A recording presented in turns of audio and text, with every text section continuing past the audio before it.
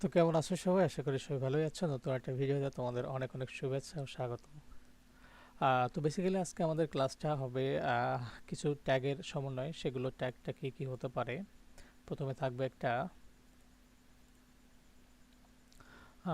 একটা B tag, তারপরে থাকবে একটা strong tag, R O N G strong tag থাকবে, তারপর একটা ইএম ট্যাগ থাকবে, তারপর একটু স্প্যান ট্যাগটা থাকবে।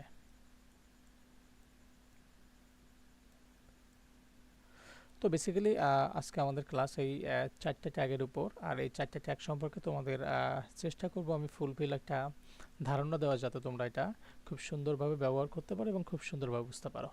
তো এর জন্য আমার ফার্স্ট করণীয় কাজ হচ্ছে আমাকে একটা ফোল্ডার বানিয়ে নিতে হবে। তারপরে আমি এখানে যে ভিএস কোডটা রাখছি এটা মানে চেঞ্জ করে অন্য একদম একদম নতুন একটা ভিএস কোড রাখতে হবে।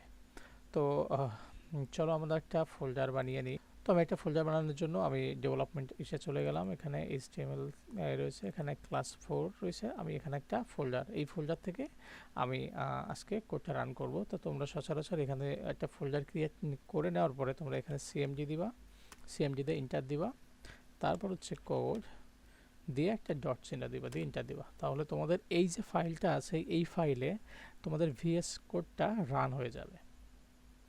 ওকে, তো আমার ভিএস কোড কিন্তু এখানে দেখো চলে এসছে। চলে আসার পরে এখানে একটা ওয়েলকাম পেজ আছে, আমি এটাকে কেটে দিব। আর দেখো আমি যে ফোল্ডার থেকে ঢুকেছি সেটা কিন্তু এখানে লেখাই আছে যে এইচটিএমএল, এই যে ক্লাস 4। Okay fine. তো আমাদের এখানে একটা এসে সর্বপ্রথম একটা ফাইল তৈরি করে নিব। সেটা হচ্ছে আমরা যেহেতু index.html, আমরা যে কোনো নাম দিতে পারি কিন্তু আমরা সচরাচর দেই index.html।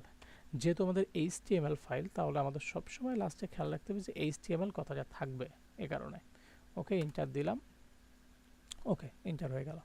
এরপর আমরা যে ট্যাগগুলো আজকে শিখবো সেই ট্যাগগুলো এখানে একটু লিখে ফেলি। বি বি সমান সমান আমরা কি বলতে পারি? বি সমান সমান আমরা বলতে পারি বোল্ড। ওকে, তারপর আরেকটা ট্যাগ শিখবো strong, STRONG, strong tag.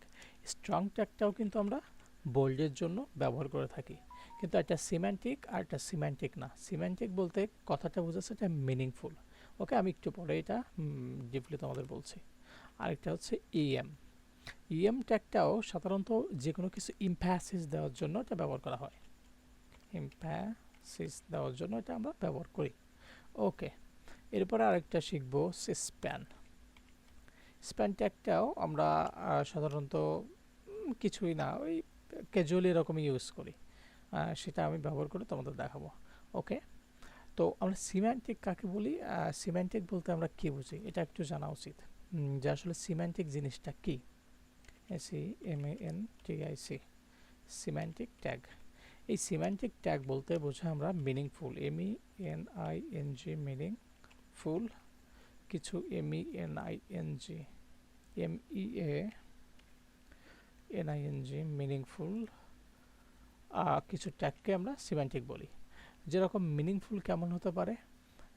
Meaningful বলতে, আচ্ছা আমরা একটা ট্যাগের মাধ্যমে বুঝি। আচ্ছা আমরা এখানে কিছু প্যারাগ্রাফ নিয়ে আসি, সেটা হচ্ছে লরাম আইপিজম থেকে কিছু প্যারাগ্রাফ নিয়ে আসি। লরেম আইপিজম, ওকে, লরেম আইপিজমে যাই। আইপিজমে যাওয়ার পরে আমি এখান থেকে কিছু লেখা নিয়ে আসি। ওকে, এখান থেকে এই পর্যন্ত কিছু লেখা নিয়ে আসলাম। ওকে, তারপর হচ্ছে আমি আমার ভিএস কোডে চলে গেলাম, যে এখানে কন্ট্রোল ভি চেপে পেস্ট করে দিলাম, এবং আমি অল্টার জেড চাপলে আমাদের যে লেখাগুলো এই যে এখান থেকে সোজাসুজি অনেক দূর চলে গেছে সেটা এই বোর্ডের ভিতর চলে আসবে। অল্টার জেড চাপলে চলে আসছে। ওকে, তার সর্বপ্রথম আমরা একটা বোল্ড ট্যাগের ব্যবহারটা দেখি, যে বোল্ড ট্যাগটা আসলে কী কারণে ব্যবহার করা হয়। ওকে, তো আমি যদি একটা সাপোজ আমি এটা সেভ করলাম এবং আমি আমার লাইভ সার্ভারে রাইট বাটনে ক্লিক করে ওপেন উইথ লাইভ সার্ভারটা ক্লিক করলাম। যদি লাইভ সার্ভার যে আমি দেখতে চাই যে আমাদের এই লেখাগুলো কোন অবস্থাতে আছে, তাহলে কিন্তু আমরা খুব সহজে দেখতে পারি। তো দেখো এখানে আমি কিন্তু এখানে লিখেছি B is equal to bold, strong, emphasis, span, এগুলো লিখেছি বলে এগুলো চলে আসছে। তাহলে আমি ওগুলোকে একটা কী করতে পারি, এগুলো যদি আমি একটু কমেন্ট আউট করি, কন্ট্রোল জিজ্ঞাসা চিহ্ন চাপ দিলে একটা কমেন্ট আউট হয়ে যাবে। আর কমেন্ট আউট হলে এই লেখাগুলো কখনোই তোমার ব্রাউজারে যাবে না। ওকে ফাইন, দেখি আমার ব্রাউজারে আসলেই গেছে কিনা। এই যে দেখো আমার কিন্তু এখানে এই লেখাগুলো আছে, কিন্তু আমি যখন রিলোড মারবো তখন দেখব যে কমেন্ট আউট করার কারণে আমার এই লেখাগুলো চলে গেছে। দেখো এগুলো নাই, এখন একটা প্যারাগ্রাফ আছে। Okay fine. তো আমি একটা প্যারাগ্রাফে চাচ্ছি কিছু অংশটা বি ইজ ইকুয়াল টু, যেহেতু বোল্ড, তাহলে আমি চাচ্ছি যে প্যারাগ্রাফের কোনো একটা শব্দ কিংবা কোনো একটা অংশকে আমি একটু বোল্ড করতে। তো দেখি সাপোজ আমি এই লেখাটাকে আমি একটু বোল্ড করতে চাচ্ছি, তাই এই লেখাটা কন্ট্রোল জেড দিয়ে কেটে নিলাম। ওকে, তাহলে আমি একটা বি লিখলাম। বি লেখার পরে এখানে একটা ট্যাবে চাপ দিলাম। ট্যাবে চাপ দেওয়ার পরে তোমাদের কিন্তু বি নামে একটা ট্যাগ হয়ে যাবে। তো আমি এর ভিতর কন্ট্রোল ভি দিয়ে পেস্ট করে দিলাম। পেস্ট করে দেওয়ার পরে কন্ট্রোল এস দিয়ে সেভ দিলাম। তো এরপরে আমরা দেখব যে এইখানে যে প্যারাগ্রাফটা আছে, আমি স্পেসিফিক এই ওয়ার্ডটাকে একটু বোল্ড করার জন্য বি ট্যাগটার আগে দিয়ে দিলাম এবং ক্লোজিং বি ট্যাগতে করে দিলাম। তাহলে দেখব আমি যে ব্রাউজারে যে এটা আসলে বোল্ড হয়েছে কিনা। তো চলো তো দেখা যাক। তো আমি এখানে গেলাম, যাওয়ার পরে এখানে একটা রিলোড মারলাম। তো দেখো এই যে এখানে কিন্তু যে লেখাগুলো আছে, বাকি লেখাগুলো এটা কিন্তু স্বাভাবিক পর্যায়ে আছে, কিন্তু এই লেখাটা দেখো একটু বোল্ড হয়ে গেছে। তার মানে বোল্ড হয়েছে কিসের মাধ্যমে? সেটা হচ্ছে আমার এই বি ট্যাগ ইউজ করার মাধ্যমে। তো বি ট্যাগ ইউজ করে তো আমি বোল্ড করে ফেলেছি, তাহলে স্ট্রং ট্যাগ বোল্ড করতে কেন লাগে? কিছু কিছু ট্যাগ থাকে যে আমাদের সংক্ষেপে আমরা সেগুলোকে প্রকাশ করি, কিছু কিছু ট্যাগের আমাদের ফুল ওয়ার্ডটাই থাকে। তো এটা ডাজেন্ট ম্যাটার কোন ওয়ার্ডের ফুল মিনিং আছে আর কোন ওয়ার্ডের সংক্ষিপ্ত মিনিং আছে, মানে কোন ট্যাগের সম্পূর্ণ মিনিং আছে আর কোন ট্যাগের ছোট একটা ওয়ার্ড আছে, এটা ডাজেন্ট ম্যাটার। জাস্ট তুমি ব্যবহারের ক্ষেত্রে কী করছো সেটা দেখো। Okay fine. তো আমি এখানে স্ট্যাবলিশটাকে বোল্ড করেছি বি ট্যাগ দিয়ে। আমি আবারও একটা জিনিসকে একটু বোল্ড করতে চাচ্ছি, সেটা হচ্ছে এইটা।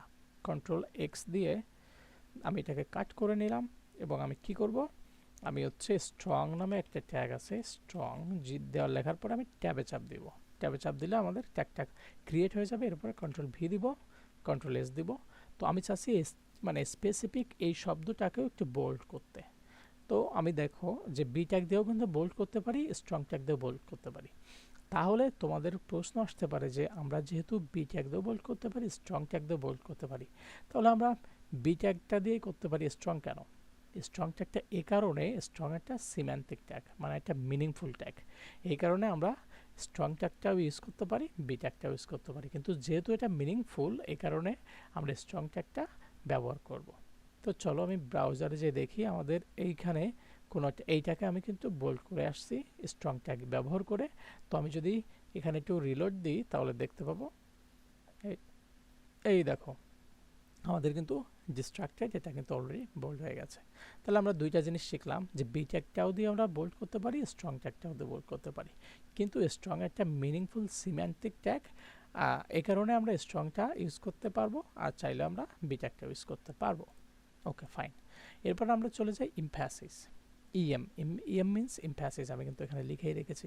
কোনো একটা জিনিসকে গুরুত্ব আরোপ করার জন্য সেই জিনিসটাকে আমরা সেই জিনিসের উপর জোর দেওয়ার জন্য ইএম ট্যাগটা ইউজ করি। ওকে, আমি এই কন্টেন্টটার উপর একটা গুরুত্ব আরোপ করার জন্য কন্ট্রোল এক্স দিয়ে এটাকে কাট করে নিলাম এবং এখানে আমি লিখব ইএম, লিখে ট্যাবে চাপ দেব।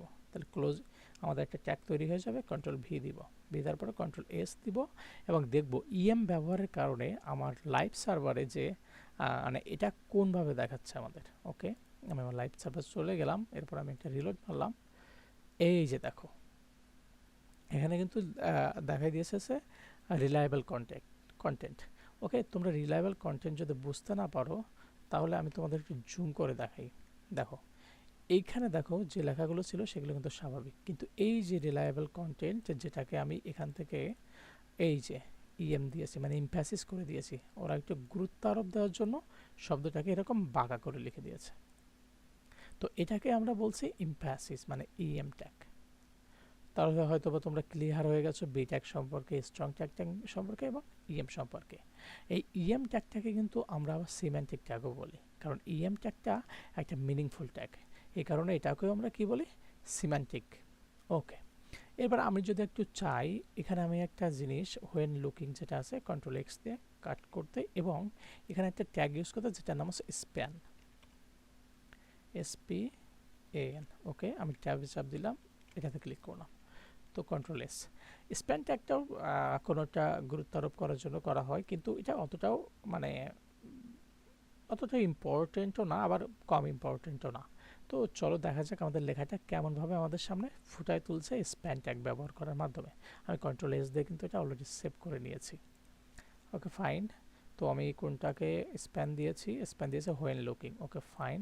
আমি এই যে হোয়েন লুকিংটা দেখো এখন কিন্তু এই অবস্থায় আছে, কিন্তু স্প্যান ট্যাগ ইউজ করার ফলে এই লেখাটা কেমনভাবে আমাদের সামনে এসে হাজির হচ্ছে সেটা কিন্তু আমরা দেখতে চাই। ওকে, তো আমি এখানে একটা রিলোড মারলাম। তো দেখো স্প্যান ট্যাগ ইউজ করার ক্ষেত্রে এখানে কিন্তু তেমন কোনো পরিবর্তন হয় না, কিন্তু আমাদের স্প্যান ট্যাগ অনেক ক্ষেত্রে প্রয়োজন হয়, সে কারণে আমরা স্প্যান ট্যাগটা ইউজ করে থাকি। তো আজকের আমাদের শেখার বিষয়বস্তু ছিল B tag, strong tag, EM tag and span tag. আমাদের সবসময় জানতে হবে, মানে সেটা অবশ্যই জানা উচিত যে ইএম এবং স্ট্রং ট্যাগটা একটা মিনিংফুল এবং সিমেন্টিক ট্যাগ, আর সিমেন্টিক মানে হচ্ছে মিনিংফুল। আর এই বিটাও আমরা চাইলে ইউজ করতে পারি, কিন্তু যেহেতু স্ট্রং অ্যান্ড ইএম দুটোই একটা সিমেন্টিক ট্যাগ, তাহলে আমরা যে কোনো একটা ইউজ করতে পারি। সো থ্যাংক ইউ, আজকে ভিডিওটা এ পর্যন্ত। যদি ভালো লাগে তাহলে অবশ্যই like, comment, and subscribe. Have a nice day.